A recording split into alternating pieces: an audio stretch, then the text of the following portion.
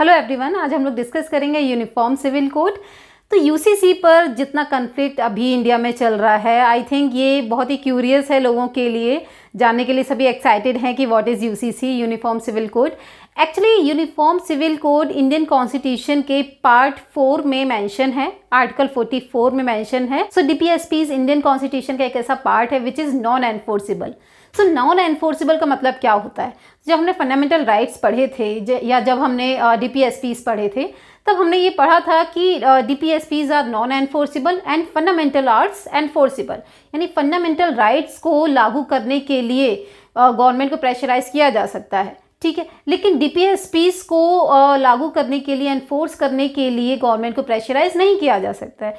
क्यों? इसका भी एक रीज़न था कि डीपीएसपीज जो हैं ये इंडियन गवर्नमेंट के या जो स्टेट है उसके लिए डायरेक्टिव प्रिंसिपल्स हैं। यानी कि जिस तरह से हम लोग डायरी में अपने लिए कुछ ऑब्जेक्टिव्स, कुछ अपने एम्स लिखते हैं फर्दर ईयर्स के लिए, सेम यहाँ पर भी है कि गवर्नमेंट के यानी स्टेट के ये डायरेक्टिव प्रिंसिपल्स हैं, यानी कि ऑब्जेक्टिव्स हैं जिनको फर्दर ईयर्स में गवर्नमेंट या स्टेट अचीव करेगा, ठीक है। इंडियन गवर्नमेंट ने आफ्टर इंडिपेंडेंस कुछ ऐसे डीपीएसपीज हैं जिनको अचीव किया है, जिनमें एक बेस्ट एग्जांपल हो सकता है पंचायती राज का, जिसको हम लोगों ने अभी कुछ दिन पहले ही एक वीडियो में डिस्कस किया है। तो इन्हीं डीपीएसपीज में से एक आर्टिकल है आर्टिकल 44।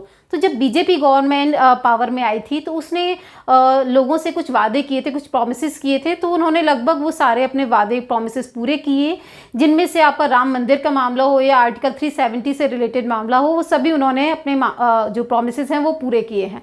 अब एक ऐसा प्रॉमिस जो आर्टिकल 44 से रिलेटेड था कि यूनिफॉर्म सिविल कोड को पूरे इंडिया में यूनिफॉर्मिटी के साथ लागू किया जाएगा, वही वादा इंडियन गवर्नमेंट अब पूरा करने जा रही है। 2018 में एक लॉ कमीशन आया था जिसने यूनिफॉर्म सिविल कोड की नेसेसिटी को कम्प्लीटली रिजेक्ट कर दिया था। तो अब जब इंडियन गवर्नमेंट अपने एक वादे को, जो कि उसने लोगों से, इंडियन सिटीजन से किया था, उसको पूरा करने जा रही है, तो उसे कितनी डिफ़िकल्टीज़ को फेस करना पड़ेगा। Let's see.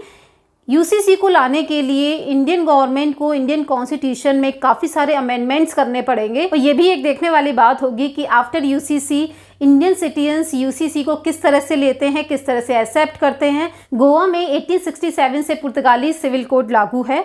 आफ्टर इंडिपेंडेंस भी गोवा गवर्नमेंट ने यूनिफॉर्म सिविल कोड को वहाँ पर लागू रखा, बट इंडिया के किसी भी अदर स्टेट गवर्नमेंट ने यूनिफॉर्म सिविल कोड को लागू करने की बात नहीं की। सो इसका एक रीज़न ये भी हो सकता है कि इंडिया में इतने सारे रिलीजन्स हैं, इतनी कम्युनिटीज़ हैं, तो वो किस तरह से यूनिफॉर्म सिविल कोड को एक्सेप्ट कर पाएंगे, क्योंकि उनके अपने कुछ कस्टम्स हैं, मान्यताएं हैं, और जो कि सालों से चली आ रही हैं, उनको छोड़ना इम्पॉसिबल होता है। सो ऐसी और इन्फॉर्मेशन के लिए keep watching my videos. See you soon, bye.